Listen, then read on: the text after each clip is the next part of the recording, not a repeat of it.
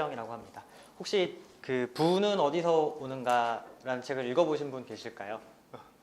제가 사실 지난 시즌에 이 책을 추천을 했는데 추천을 한 목적은 사실 혼자서 읽기 좀 버거울 것 같아서였어요.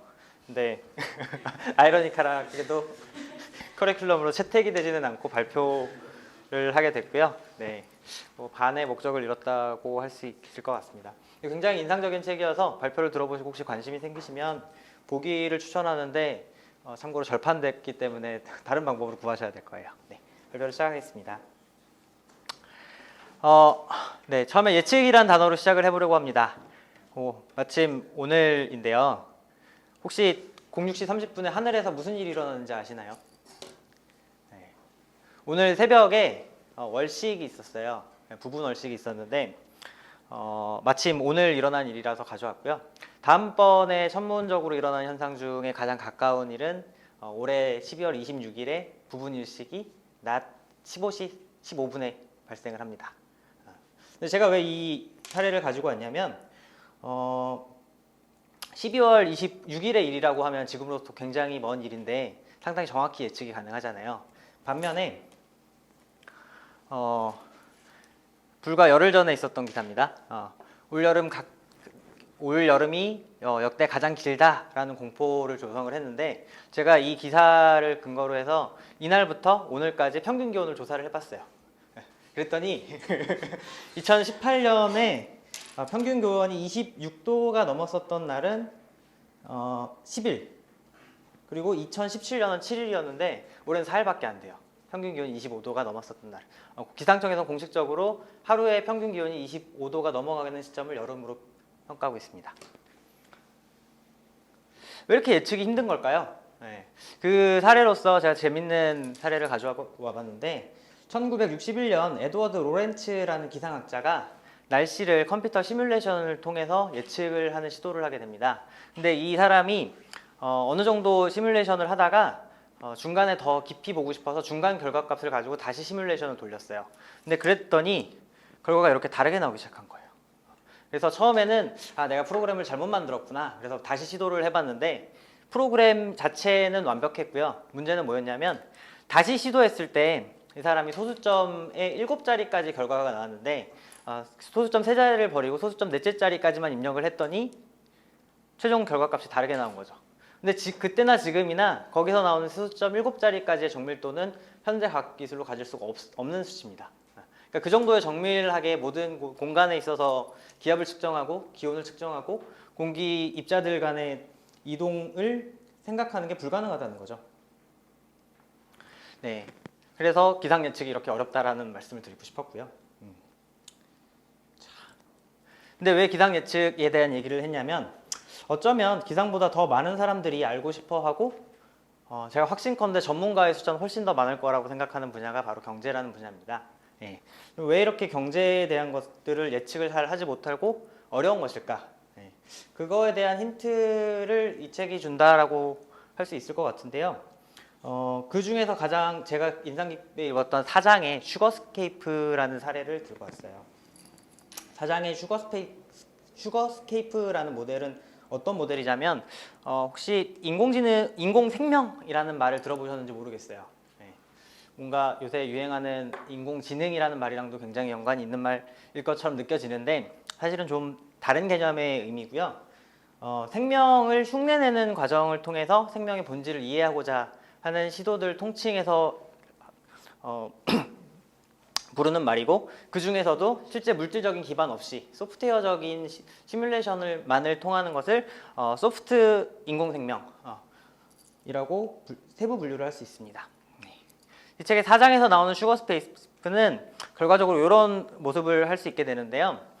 굉장히 단순한 모델이에요. 첫 번째는 공간 안에 격자 공간에 임의의 농도로 설탕을 뿌려줍니다.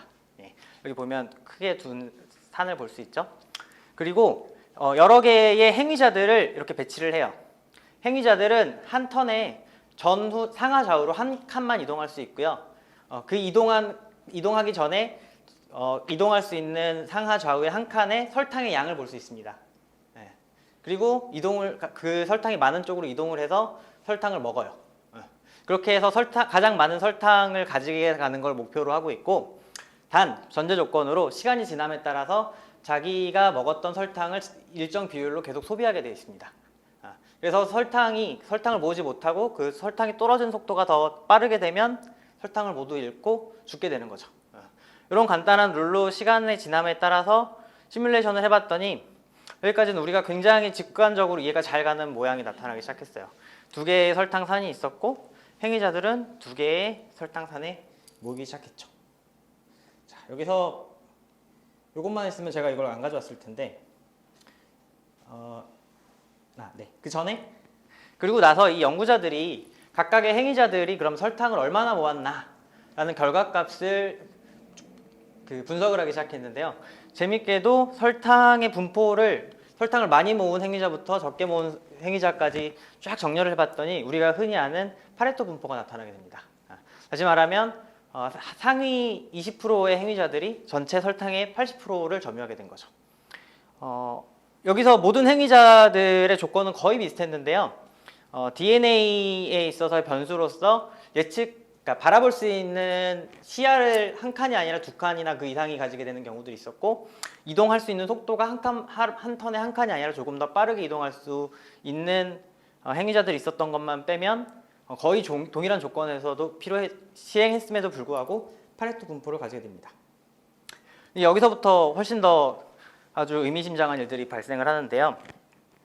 이렇게 파레토 분포를 얻고 이것들이 어떤 영향들이 가장 많이 최종적인 결과에 영향을 미쳤냐라고 분석을 해봤더니 아까 말씀드렸던 예측 시야에 대한 부분이나 이동에 대한 타고난 DNA보다 우연적인 요소가 많았다고 해요.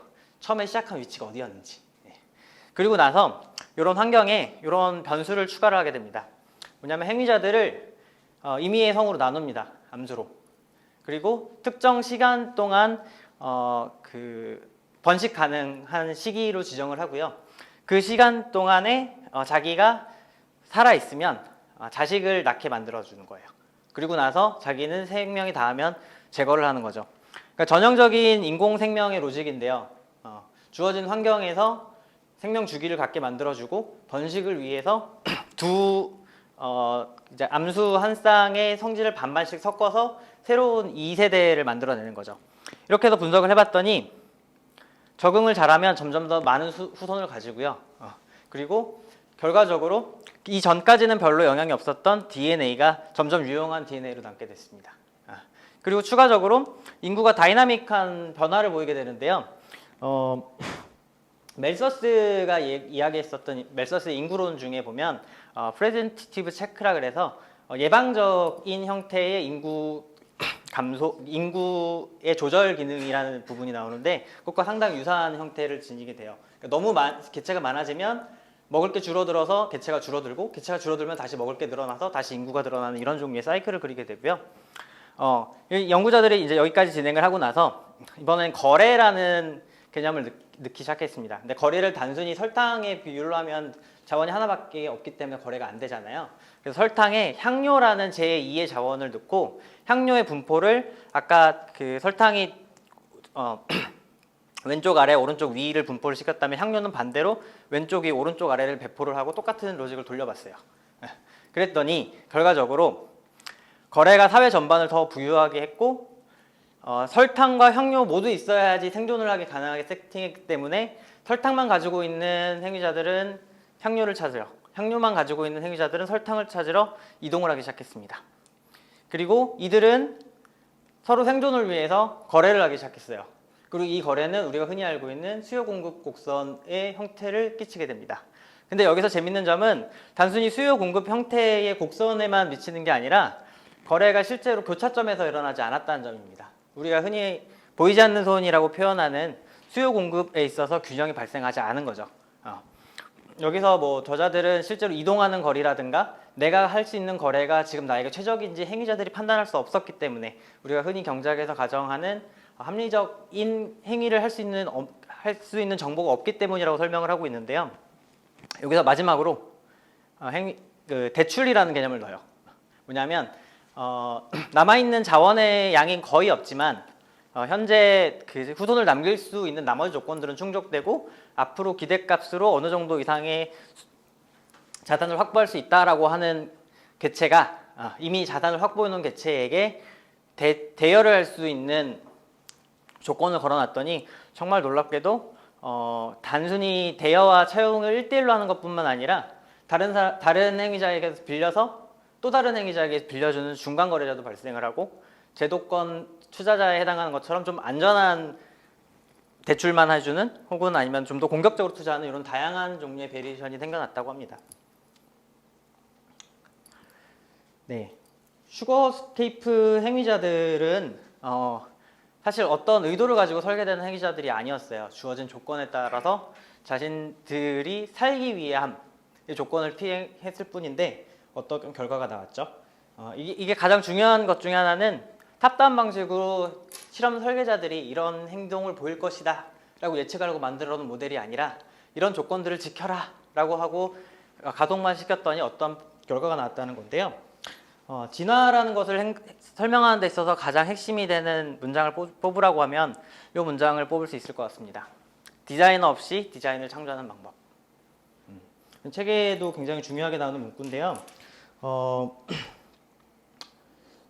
네, 다니엘 데닛이라는 아저씨가 얘기를 했다 그래요. 네.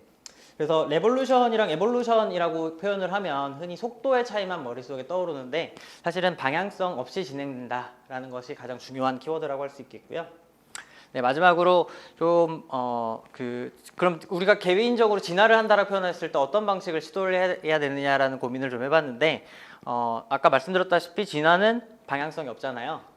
그리고 우리라는 개체를 소멸시켰다가 생성시켰다가 이런 게 자유롭게 되지 않기 때문에 개인이 각자 가지고 있는 역량들을 여러 가지 북면으로 쪼개서 그것들을 방향성이 아니라 외부의 자극들을 자기만의 해석을 통해서 어떤 종류의 피드백을 주느냐 이런 방식으로 자신을 좀 더 개발해야겠다라는 생각을 했습니다. 네, 이것으로 발표를 마치겠습니다.